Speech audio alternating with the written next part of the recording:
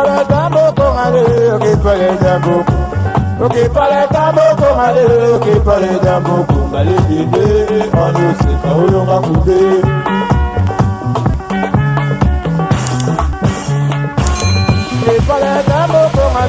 Bon, bonjour, bonsoir, ça dépend heure à laquelle vous allez suivre la danoise. Votre maman Leki, voilà, Toye. Bon, ça va bien, hein? Bon dimanche, bonne soirée. Coucou, c'est la danoise. Voilà, on est là, Toye, kaka, to sala moi, recette na biso ya muke, binomo boyebi, biso kaka, to zana se ya sous les baobas, o ebengami makaya manti. Makaya manti elaksike, banzete ya mboka, biloko ya mboka, ba bio. Yango nde tokoyaka na mwa ba recette ya mike to salaka et salaka bien pour la santé na biso. Alors ba yenge na ba décoration bundu ya Congo na église ya PV ya Longo to bosani pete ba décoration biso ya catholique bobo to bondeko bisika biso bizwi bino ba shalom ba shalom da ba homme de Dieu ba salam da ba décoration ba musulman voilà toute tendance confondue. Ba love bambo tebele bo s'abonner bo salate cloche de notification pona kozangisa ba live na bisote surtout les vendredis sans tabou. En tout cas boya bobenga tozan la besoin ya koyeba ndenge nini makambo elekaka na chaque tribu. Alors soko za mieux au moni ki olingo participer, n'hésitez pas, appelle la danoise toko yamba yo lelo na ye ko sala jus na biso o na lingaka robe mingi recette wana ezalaka très bien. Donc na recette wana toza na besoin ya ananas, voilà l'ananas est là, voilà toza na besoin ya 3 citrons, voilà, et puis toza la pe na partie na biso oyo ya tangawizi, voilà, et puis tango tiongo déjà pembeni. Voilà, aujourd'hui marmite na yo, voilà, na katia marmite, la marmite ezawana na poussa na momuke, voilà, ngaina la kisabino marmite na biso yango yo eza déjà na mai na kati ya moto, eza na mai ya moto oyo kosala ke ezotoka déjà, voilà. Après tozo si caméra na biso lisusu na côté tozo ko sala biloko na biso. Voilà, toko zwana no oyo tozwi mbeli na biso to paloli yango na malam palola voilà kande na yebisaki bino cuisine ya mwana mwasi faut ezala propre voilà. Et puis tozwi na tokati partie oyo toko utiliser en côté to voit qu'il y a na poubelle la partie ya suka awa voilà to voit qu'il y a mon pe na poubelle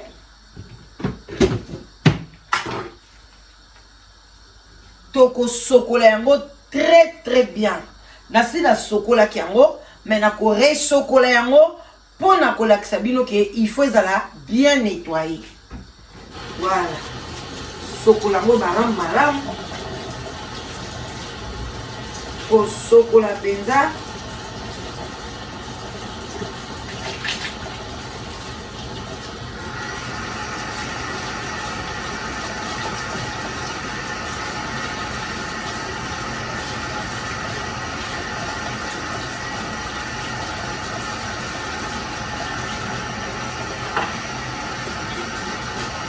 ça le col zo palola mwa muke kolongola pima salite bien si na sokola ki me nazo bandela pona koyeba ndenge ya kosokola yango penza bien.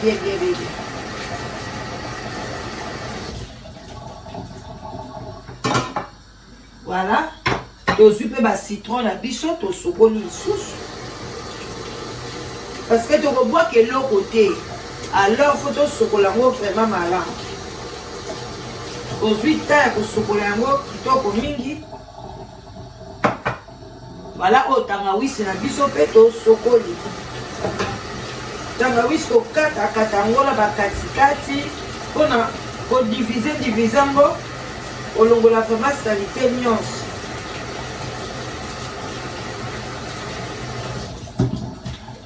Yango yo, et comme morceau, parce que tu nettoies très bien. Voilà.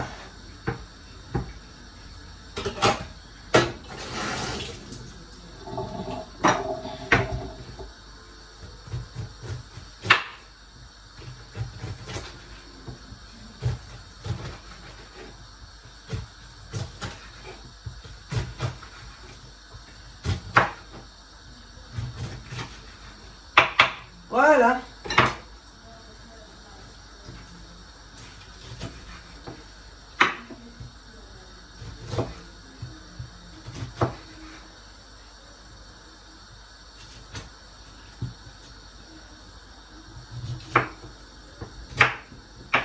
Voilà. Et l'autre aux huiles. Voilà. Et ça la biseau bien. Oui, tout kati reste. Kati en bien, miké. Voilà.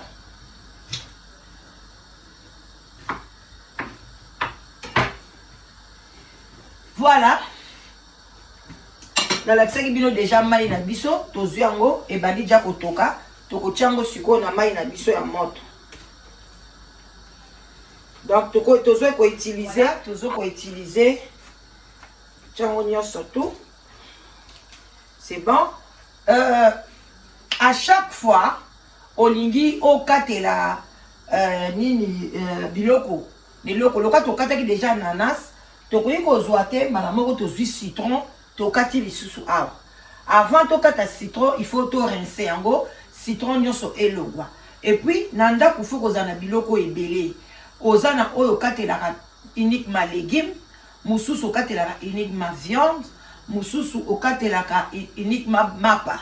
Donc parce que toyebi ke ba mame belé bazaka nango la msuka moko, eza bien te. Soko ozana ngo moko à chaque fois ozo salela yango, olingo kateloko musu fo sokola yango. Donc il faut tozana nango ebele. Bon, voilà, na la sabino exemple. Yango yo na cuisine na ngai naza nango ebele, naza na oyo uniquement pona mapa, na utilisaka pe la msusu pona na kate la viande, na utilisaka pe la msusu oyo na sukoli na kate yango viande, mais souvent na kate la pe oyo la msusu na utilisaka ngo pona moi ba biloko ya mike lokola ba kokata moi ba ail ba biloko ya mike. Alors il faut bozana ngo ebele et ça la bien. Bolinga te bozana oka moko. Siko to kokata citron na biso, ka nde na iseki bino sorry, to photo rincer yango parce que epesaka microbe, ebotaka microbe soki ozo mélanger biloko. Et ça la bien te. Donc il faut vraiment que ça l'attention. Yango zo mona bazolo ba o ba cancer, ba biloko ebele na nzoto. Oyo to kokata ngo en rondelle. To katango en rondelle.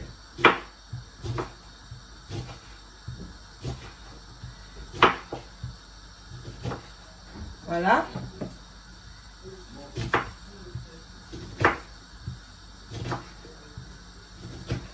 En rondelle. Et puis to ziango, to mélanger la sauce na biso a. To kamati to rincer lisusu. Bandeko propriété de ma cam. Voilà. Et puis oyope toko katango muke kolongola na ba poso tozo utiliser nyonso bandeko nanga. Tozo bois ke loko te.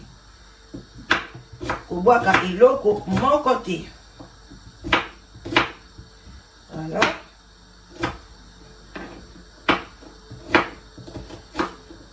Voilà. Voilà.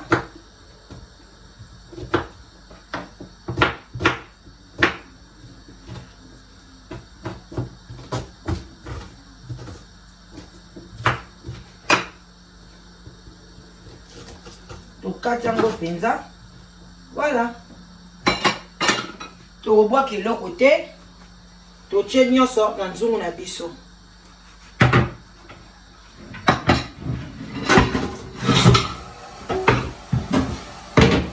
Après to sokoli koti kango salité te, ce n'est pas bon.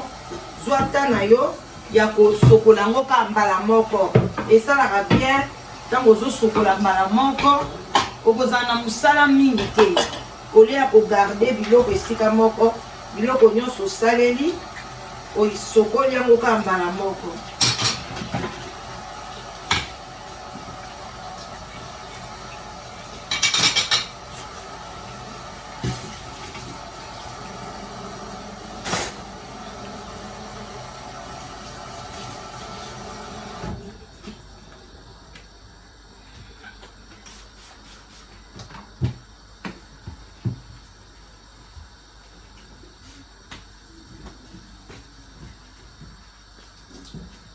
Voilà.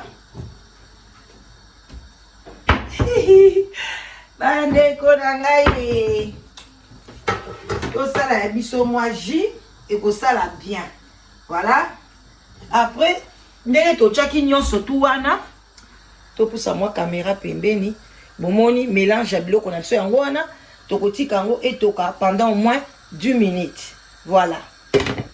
Voilà bandeko na biso ba oya biso ni solution na biso o na yebisaki bino o eza mélange. Voilà, mélange ya tangawisi na baposo ya anana yango moko eloko moko te tobwaki siko tokosala ndeni ezaka kotoka na kangi moto te mais tokozwa ngo petit à petit tokotia yango na moulinex ba o baza na moulinex ya munene osaleli moulinex na o ya munene ngalo kwa naza na moulinex na ngaka o ya muke oyo. Donc voilà, na sala kangwa ta ba 3 tours. Voilà, so ça na oya munene o cheka mbala moko. Donc ba de kunanga et au sala bien et au sala vraiment bien.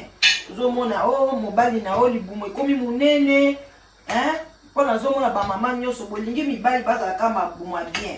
Alors ba jus ya bien yango ya kopesa ba papa na biso vraiment eza très bien pour la santé. Donc utiliser yango siko to ko boka te nga na boka kate na ko écraser yango et puis na ko zongisa yango sous na kati ya jus na biso après to ko lekisa yango na nini. Voilà.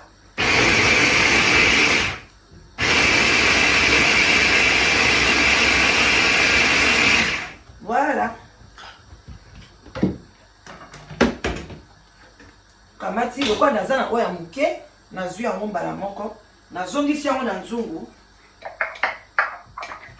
nakosala ata 2 tours esalaka nango nga problème te.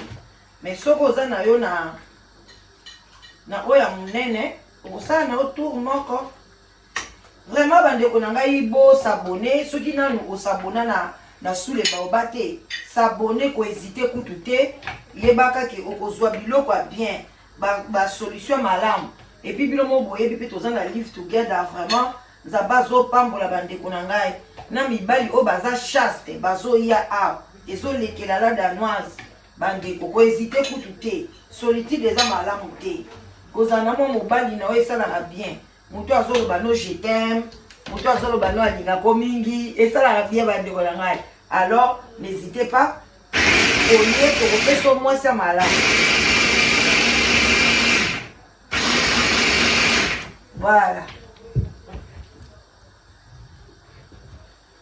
Bon, c'est compliqué. Comment ça va moi? Et ça, ça là moi. Voilà. Voilà. Donc, comme il a tout à souka et ya souka yango yo e bandeko. Ah, moto ezoka bakati moto te hein. Bandeko na quantité parce que faut etoka lisusu po soko sali yango boye te moyo zwa penza ba biloko nyonso ba vitamine yango nyonso tout moyo zwa yango ekozala te. Alors soko sali yango boye des places pour récupérer nyonso bandeko na ngai surtout ba poso ba poso bandeko na ngai yango nde makambo. baposode makambo balekaka baposode makambo bopartage vidéo oyo bopartage yango oza na bandeko na Kinshasa encore bango kuna biloko na bango eza nango kaka bio partage bamelaka eza kaka wana te o motu pasi oboye bandeko na nga solution yango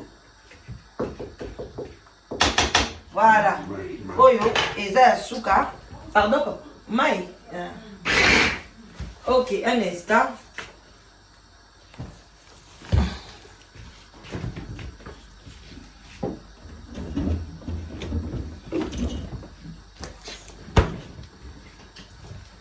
on appelle ça vert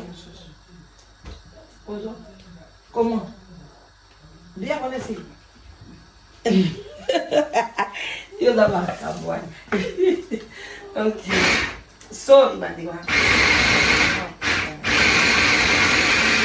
voilà tout ça la mousse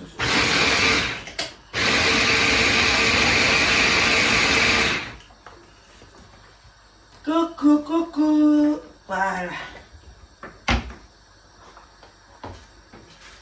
voilà wana totika yango moi soki tosali boye totika yango ka moi 2 minutes en attendant tosokola biloko to utiliser pour na ngai vraiment à chaque fois na salelaka eloko nyonso na sokolaka yango na cuisine etikala vraiment propre voilà.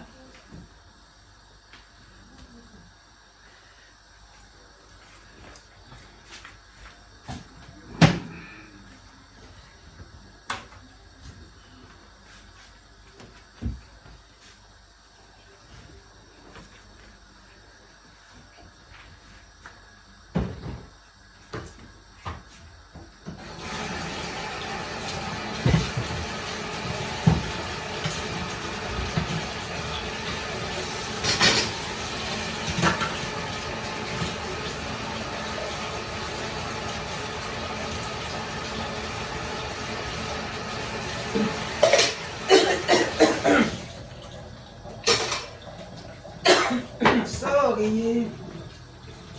Ile mweza kani ndio posa ukoso.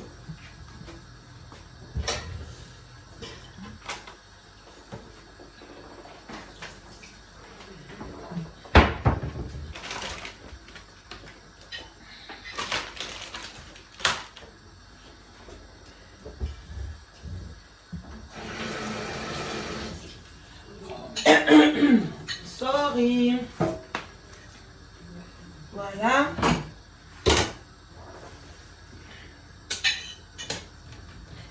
Siko tozoleka na opération ya suka. Opération ya suka Opération baby pants. Voilà, opération ya suka. Ko utiliser oyo et puis to utiliser na oyo. Nde na opération ya suka. Voilà, bandeko na ngai tosilisi tokanga pression na biso. Kamati oyo. Eleki na kosokola. Opération Bifrance.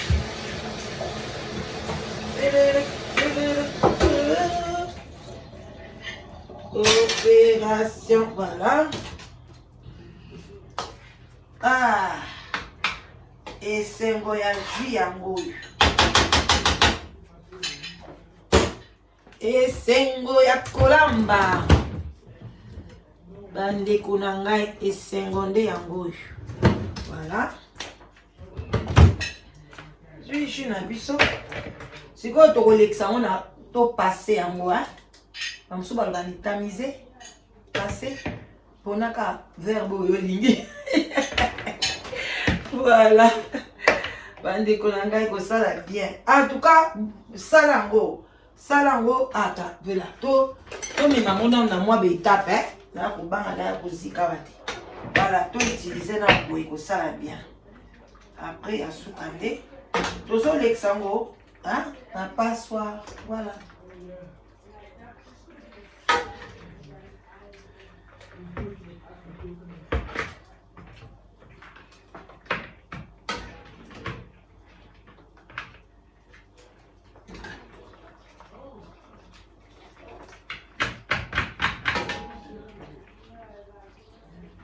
Donc, il faut que vous soyez vraiment à l'aise, hein, parce qu'ils ont moto ma casse, cosy kate, et vous savez bien.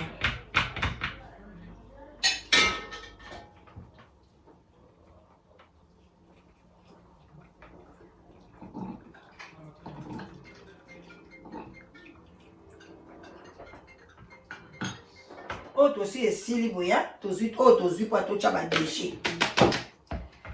Voilà.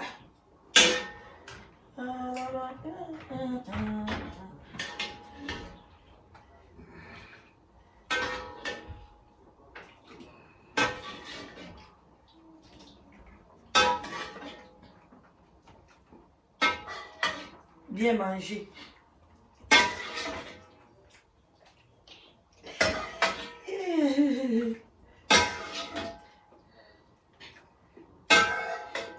Voilà, bandeko nanga. Bandeko, tozo sa kaka jus, l'opération kaka jus kaka. Bon partager belé. Donc, bino mo boye bi propriété de makambo na cuisine. Voilà. En attendant wana, ezo kita malembe na sokola nzungo ba.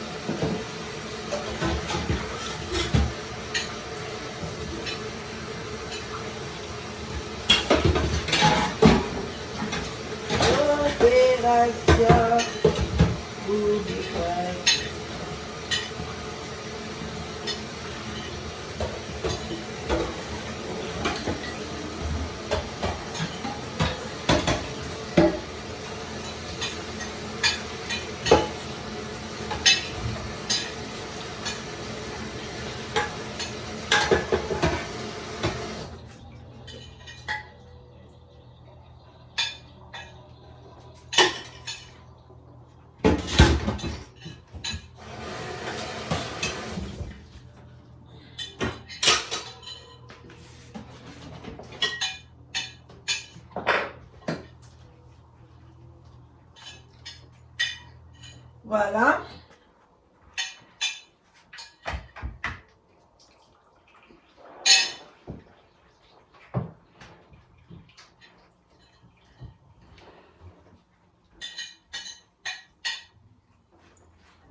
Faut appuyer un peu. Faut appuyer un peu pour ne pas perdre le côté. J'appuie.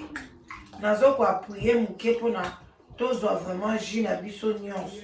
To perdre ta vitamine mon côté, hein. Ah, voilà. Donc, on a eu bien bika propriété. Mais il a toujours ma lingette, où ça là bien, comme ça.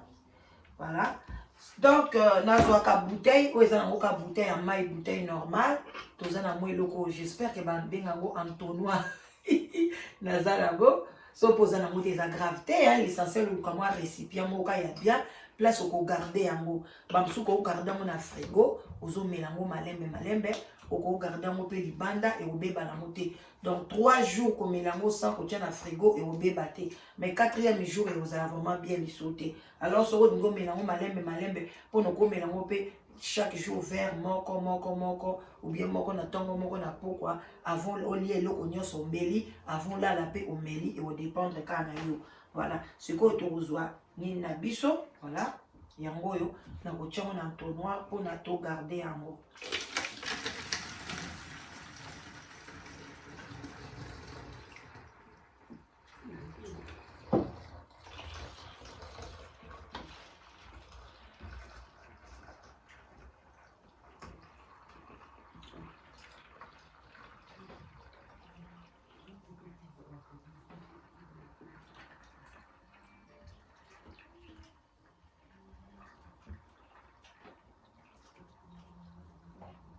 Voilà.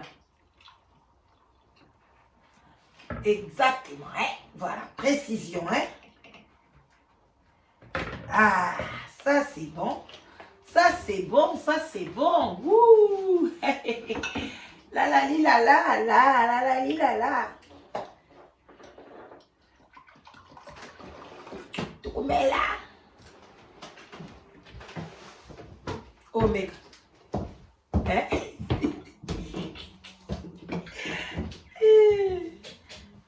Daddy, omega te. Boboy komeka. Voilà. Bandeko na biso, batata, ba mama, bandeko, ba oya biso, ba oba ni makasule ba oba. Wana ezalaki recette na biso. Oyo na yebisaka bino toujours ya anana au mélanger yango na tangawis na 3 citron. Bandeko ekosalo bien, eza kitoko, eza jus moko ya bien. Okoki komelisa même bana. Bana oyo ya plus de 5 ans. Pas moins de 5 ans, plus de 5 ans. Bakoki pe komelango. Ekosala bango bien, ekozana problème moko te. Oh problème non. Problème ekozana nango te. Na bana biso bazana. Voilà, na plus de 5 ans. Vraiment bandeko na ngai wana mama leki na bino la danoise. Voilà, jus na biso vraiment yango tala. Mutonga musika okansaka ozomela fanta. Alors soki o lecture na moulinex te ekopeso couleur oyo te. Alors pour nos couleurs oyo elakisi ke ozwi nyonso ina donc ozwi yango pena tout ba ingrédients tout ekoti en tout cas ekozala kitoko makasi. Alors vraiment bomela à votre santé. Pesa papa, après allié moi eloko bien opesi papa meli et osala bien pour natalaka tozo kola tozo lia ba surtout ba mafuta mbila o to liaka et pesa ba cholestérol ba biloko ebele to liaka et ça la bien la santé te alors o et ça la bien pour la santé na biso. Wow, kitoko makasi. Bon bandi on a biso to komi na biso na suka.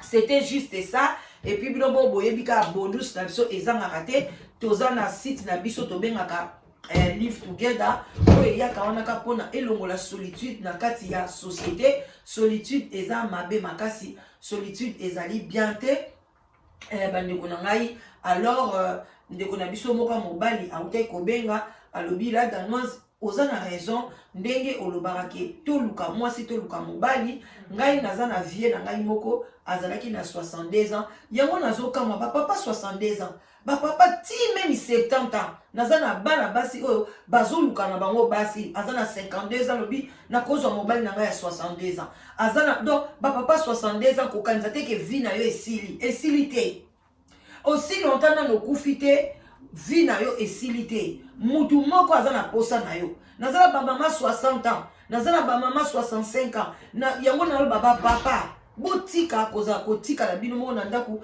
bozokanga malokola solitude eza malamu te eza mabe makasi boya noki awe pa ya la danoise ozwa mobali ya bien ozwa mwasi ya malamu ndeko mobali alobi akuti papa na biso na kati ya ndako déjà salaki AVC lokola heureusement que na kotala abengi vie azozwa te vie apesa clé deuxième clé akoti afungoli na deuxième clé akuti papa na biso auti kopike crise ya AVC donc heureusement ayaki wana abengi ba pompier bazui papa na biso siko aza na soins intensifs abandi ko s'améliorer malembe bandi kuna ngai alors deko papa ozo banga nini kubanga eloko te kaka prière bandeko balobi moto ya sangisaka yenda zara alingi bolamu ya baninga oya kabolaka abebisaka bo banga te moto abangisaka la peur aussi ezali force moko négative soki bomoni lelo bamboka na biso ezo avancer te à cause de la peur ko banga eza malamu te balobi mutu nyonso balobi soki oser te oyeba te oyeba bolamu te il faut toujours oser qui risque rien n'a rien. Ce qu'on y risque vie na wote yebaka vraiment dès qu'à péter aux avions aux avions ya tina poto et ça va toujours risquer vie na kati kuna l'avion okobe kokwea bo panzani ndelo bobo sanaka tiozo ka ono moni na zwe na zoki Congo na ke kuna na Congo na sali boy kaka komata na avion ndeka ona mkana tongo okay ona ke ko musala ozo risquer ka vie bamsu basala ke sika bakata ka babaya ngana ebi garçon moko akata na zolo nyonso elongwa pa na machine na musala bambi ba préfabriqué ba zolo ya kopal bazwi ba misuni ya kotoyo bambi ndeko mobile. Alors yo siko ozo banga ozo mikanga te alors bandeko na ngai oyo nyonso bo sepeli na recette oyo bo aimer yango en tout cas bo aimer et osala bien et osala très bien bo aimer yango et osala penza malamu makasi. Vraiment bozala bien tokomi na biso na suka nalingi bino mingi, c'est pour cela nalobi ke eloko o ezosala ngai bien na nzoto nakoki kotika teke na boya kolakisa bino yango. Vraiment bandeko na ngai nalinga bino mingi. Ba gros bisous bisika biso. Bisous bino nzamba lola. Apambola bino tokutani bakala mingi te na ba histoire mosusu. Alors n'hésitez pas partager aux ana mutu o yebi ke azo souffrir, azana problème, azana besoin, il y a solitude des obomae, aux appels de solo ya kitoko, on y ko partager na bandinga pour na kolongo la solitude, pourquoi pas benga la danoise pour na ko pesa moi et le quoi bien na bande ko na biso o bengi la danoise et aux ala bien. Pardon? Stéphanie ndaye na biloka santé kuna kasi. Ok, bande ko na ngai vraiment bozala na kimia na lingi bino mingi. Votre maman est lada. Voilà. Juna biso takas.